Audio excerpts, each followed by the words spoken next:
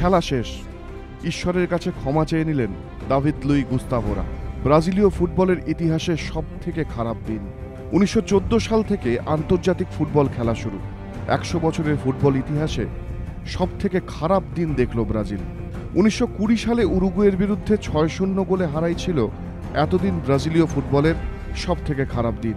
যুক্তি বনাম আবেগের লড়াইয়ে সেমিফাইনালের আগে মনে হচ্ছিলই নেইমার, থিয়াগো সিলভাহীন ব্রাজিল হয়তো পারবে না, কিন্তু 7-1 গোলে এভাবে হার স্বপ্নেও হয়তো ভাবতে পারেনি কেউ।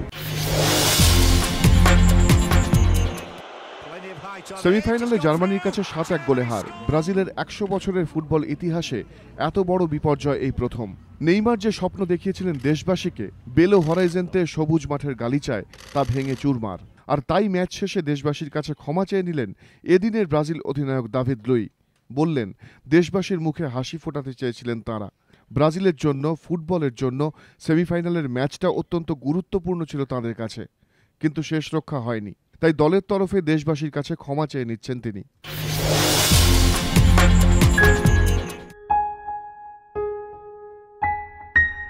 ভেঙে গেল নেইমারের স্বপ্ন। ফুটবল যাঁদের ধর্ম, ফুটবল যেখানে শিল্প, ভেঙে গেল তাঁদের স্বপ্ন। রেফারি শেষ বাঁশি বাজতেই কান্নায় ভাসল গোটা স্টেডিয়াম। চোখের জলে বিদায় ব্রাজিল। কিন্তু বিদায়টা যে এভাবে হবে তা হয়তো কারো কল্পনাতেও আসেনি। ভার্টিব্রা ভেঙে আগেই বিশ্বকাপ থেকে ছিটকে গিয়েছেন তিনি। এবার তাঁর দলও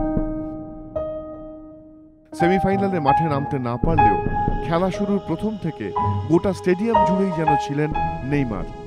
নেইমারের 10 নম্বর জার্সি হাতে নিয়েই জাতীয় সঙ্গীত গাইলেন জুলিও সিজার, দাভিদ লুইরা।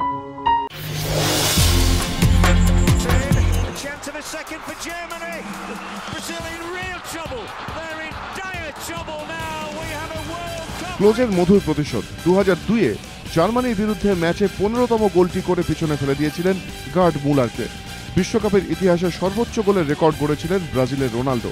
আর এবার সেই রোনাল্ডোর দেশের মাটিতেই হলুদ সবুজের বিরুদ্ধে 16তম গোল করে সর্বোচ্চ গোলের সেই রেকর্ড ছিনিয়ে নিলেন জার্মানির মিরোস্লাভ ক্লোজে। এবারের বিশ্বকাপে জার্মানির প্রথম ম্যাচটা ডাগআউটেই বসেছিলেন ক্লোজে।